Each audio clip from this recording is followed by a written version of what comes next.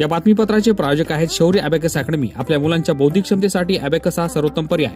मुलांच्या मनातील गणिताची भीती नष्ट करून एकाग्रता वाढवणे, कॅल्क्युलेटरपेक्षा जलद गतीने आकडेमोड, मुलांची आकलन क्षमता वाढवून मुलांना स्पर्धा परीक्षेसाठी तयार करणे ही आमच्या शौर्य अबॅकस अकॅडमीची वैशिष्ट्य।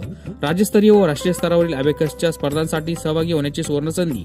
नवीन बॅच सुरू। यासह प्रथम आलेल्या 50 विद्यार्थ्यांना फी मध्ये 10% सवलत। स्क्रीनवरील नंबरवर आता संपर्क करा। आजच भेट द्या। शौर्य abacus academy, Paregaon road, Yeola.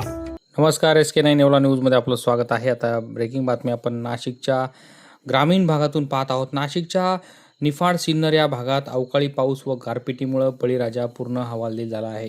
Niphad तालुक्यातील कोटमगाव, खानगाव या ठिकाणी अवकाळी पाऊस आणि गारपिटीनं शेतकऱ्याचं मोठं नुकसान केलं आहे। लासलगाव परिसरातील टाकळी विंचूर या परिसरात पावसाने देखील हजेरी लावली आहे। या अवकाळी पावसामुळे, गारपिटीमुळे आणि कांदा, द्राक्ष, गहू, हरभरा आणि काढणीस आलेला गहू याचे मोठे नुकसान झाले आहे। शासनाने पंचनामे करून नुकसान भरपाई द्यावी अशी मागणी आता शेतकरी करत आहेत। SK9 येवला न्यूजसाठी ब्युरो रिपोर्ट, येवला। आज सायंकाळी 5:30च्या दरम्यान जो मुसळधार पाऊस आणि त्यात गारेचं प्रमाण जास्त होतं।